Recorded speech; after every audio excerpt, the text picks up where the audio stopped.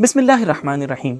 Doctor जीनत निसा श्रीनगर से सवाल करती हैं। अस्सलामुअलैकुम, मैं doctor Zeenat from Srinagar IVF और सरोगेसी के फिक्री मसाइल के बारे में जानना चाहती हूँ। मेहरबानी करके रोशनी डालें।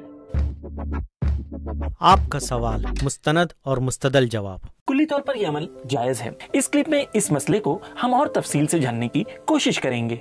इस्लाम हर जमाने के लिए आया है और खुदा ने इस दीन को नाजिल किया है ताकि इंसान कमाल तक पहुंच सके। टेक्नोलॉजी टूल है जिसके जरिए से इंसान अपने हदफ और अपने मकसद तक पहुंचता है, और टेक्नोलॉजी बजाते खुद बुरी नहीं है।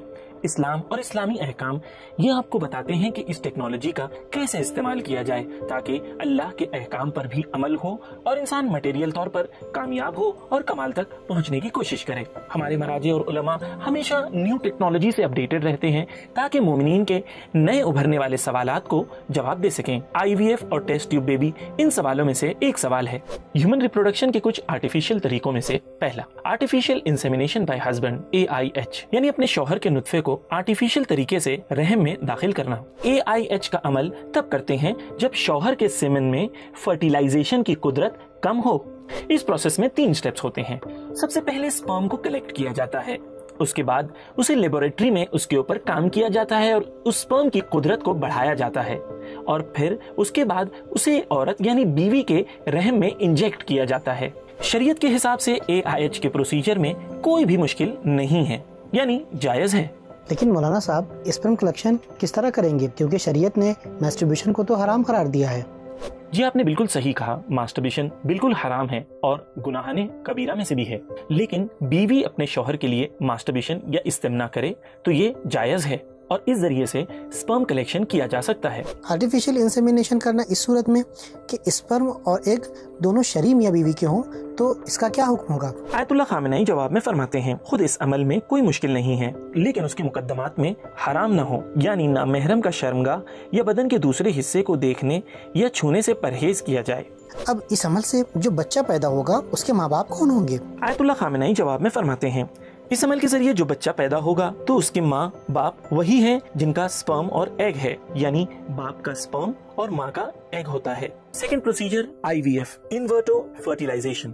IVF में कुछ स्टेजेस हैं। सबसे पहले मर्द का स्पर्म कलेक्शन, उसके बाद औरत से एग को कलेक्ट किया जाता है, और फिर उसके बाद एक टेस्ट ट्यूब में स्पर्म और एग दोनों को मिलाया जाता है और उन्हें फर्टिलाइज किया जाता है, और आखिर में इसे कलेक्ट करके औरत यानी बीवी के रहम में इंजेक्ट किया जाता है। शरीयत के हिसाब से इस प्रोसेस में भी मुश्किल नहीं है। याद रहे, शरीयत के हिसाब से मर्द की मनी के कलेक्शन यानी स्पर्म कलेक्शन में सिर्फ बीवी के जरिए ही इस प्रोसेस को किया जा सकता है। तो मौलाना साहब, क्या नुत्फे को फर्टिलाइज करना जायज है, यानी मर्द के स्पर्म और औरत के एग्स को लेबोरेटरी में फर्टिलाइज किया जाए फिर उसे औरत के रहम में इंजेक्ट किया जाए, ऐसा करना जायज होगा? इस सवाल के सिलसिले में आयतुल्लाह सिस्तानी फरमाते हैं, लेबोरेटरी में मर्द के स्पर्म और औरत के एग को फर्टिलाइज करना और फिर औरत के रहम में उसे इंसेमिनेट करने में कोई हर्ज नहीं है, यानी जायज है, इस शर्त के साथ कि नामहरम के जरिए शर्मगाह को देखा या छुआ न जाए। इस अमल से जो बच्चा पैदा होगा क्या वो शरई बच्चा ही होगा जिस तरीके से दूसरे बच्चे होते हैं? बहरहाल इस अमल से जो बच्चा पैदा होगा वो शरई बच्चा माना जाएगा और तमाम अहकाम जैसे मीरास और महरमियत उसके लिए साबित होंगे। तीसरा procedure surrogate motherhood. Surrogate motherhood में भी जाहिर तौर पर इस्लामी कवानीन में कोई मुश्किल नहीं है, सिवाय इसके कि कुछ कवानीन का ख्याल रखना जरूरी है। इस प्रोसेस में भी कुछ स्टेप्स हैं। पहला, स्पर्म का कलेक्शन। बार बार हमने इस चीज की तरफ तवज्जो दिलाई कि स्पर्म कलेक्शन मर्द का सिर्फ उसकी बीवी के जरिए ही किया जा सकता है। स्पर्म कलेक्शन के बाद बीवी के एग्स को कलेक्ट किया जाता है और फिर उसे एक लेबोरेटरी में फर्टिलाइज किया जाता है। सरोगेट मदरहुड में फर्क ये है कि जब फर्टिलाइजेशन प्रोसेस कंप्लीट हो जाता है तो इसे बीवी के अलावा किसी और के रहम में इंसर्ट किया जाता है या इंजेक्ट किया जाता है। ये प्रोसेस तब किया जाता है जब बीवी के रहम में बच्चे को पूरी मुद्दत तक रखने की सलाहियत ना हो। मौलाना साहब, मर्द के स्पर्म और औरत के एग्स को आर्टिफिशियल इंसेमिनेशन के जरिए फर्टिलाइज करना फिर किसी अजनबी औरत के रहम में इसे इंजेक्ट करने का क्या हुक्म है? आयतुल्लाह सिस्तानी जवाब देते हैं, इस अमल में कोई हरज नहीं है, इस शर्त के साथ कि नामहरम के जरिए शर्मगाह को देखा या छुआ न जाए और एहतियात वाजिब की बुनियाद पर जिस औरत का रहम लिया गया हो वो महारिम में से ना हो। मौलाना, चूँकि किसी और के रहम में ये बच्चा पल रहा है तो इस अमल के जरिए जो बच्चा पैदा होगा उसके माँ बाप कौन होंगे? आयत उल्लाह सिस्तानी फरमाते हैं, इस अमल से जो बच्चा पैदा होगा उसे एग्स देने वाली औरत या रहम देने वाली औरत से मंसूब करने में प्रॉब्लम है। एहतियात वाजिब की बुनियाद पर इर्स के मामले में दोनों औरतों के दरमियान आपसी रजामंदी से अमल किया जाए। चूँकि एग्स जिस औरत का है वो बच्चे के बाप की बीवी है, लिहाजा बच्चे के लिए महरम है, और इसी तरह से रहम जिस औरत का है वो बच्चे की माँ जैसी है, लिहाजा महरम है। दूसरी तरफ से बच्चे का बाप उसका शरई बाप कहलाएगा। चौथा और आखिरी प्रोसीजर जो आज बयान करेंगे, अजनबी मर्द का स्पर्म। अगर शौहर के स्पर्म में बच्चेदार होने की कुदरत ना हो और मेडिकली तमाम प्रोसीजर्स के जरिए भी मनी को कुदरतमंद न बनाया जा सका तो ये प्रोसीजर किया जा सकता है। ऐसी सूरत में अजनबी मर्द के स्पर्म को इंजेक्ट करना जायज है, यानी मामूली हालात में शौहर के स्पर्म को लिया जाता है और बीवी के रहम में इंजेक्ट किया जाता है।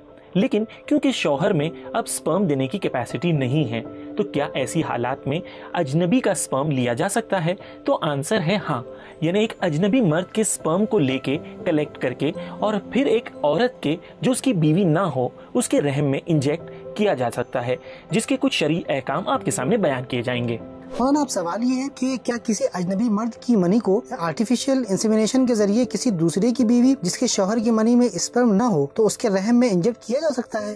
अगर कोई औरत अपने एग्स और किसी नामहरम मर्द के स्पर्म को आर्टिफिशियल इंसेमिनेशन के जरिए अपने रहम में इंजेक्ट करवाती है तो खुद ये अमल जायज है, लेकिन पहले की शर्तों जैसे शर्मगाह को देखना या छूने से परहेज किया जाए। अब इस अमल से जो बच्चा पैदा होगा तो उसके माँ बाप कौन है? इस अमल के जरिए जो बच्चा पैदा होगा वो औरत का शरई बच्चा कहलाएगा, लिहाजा वो दोनों आपस में एक दूसरे से मीरास लेंगे। उसी तरह से शरई तौर पर इस बच्चे का बाप वो है जिसने स्पर्म डोनेट किया है, लिहाजा उसका महरम है, लिहाजा वो दोनों आपस में एक दूसरे से मीरास लेंगे। बीवी के शौहर का बच्चे से कोई रिश्ता नहीं है, लिहाजा एक दूसरे से मीरास नहीं ले पाएंगे। लेकिन अगर पैदा होने वाली बच्ची हो तो चूंकि वो शौहर की रबीबा यानी सौतेली बेटी है, लिहाजा महरम है। दोस्तों, हम आपके साथ ये इन्फॉर्मेशन को भी शेयर करना चाहते हैं जिसे आप अपने रिलेटिव्स और फ्रेंड्स के साथ जरूर शेयर करें कि ईरान में इस्लामी कानून के मुताबिक और लेटेस्ट टेक्नोलॉजीज का इस्तेमाल करते हुए one of the finest treatments available है, और क्योंकि ये गवर्नमेंट या सरकारी रेट्स पे अवेलेबल है तो मामूलन इंटरनेशनल स्टैंडर्ड से इसकी फीस बहुत कम होती है। तो हम आपके सामने कुछ नाम यहाँ पेश करते हैं जो डिस्क्रिप्शन में भी अवेलेबल होंगे। जब आप ईरान जियारत पे आते हैं तो आप जियारत के साथ साथ इन इंस्टीट्यूट्स पर भी विजिट करें ताकि इस्लामी रहनुमाई भी आपको हासिल हो सके और लेटेस्ट टेक्नोलॉजी के साथ आप अपने इलाज को भी करा सकें।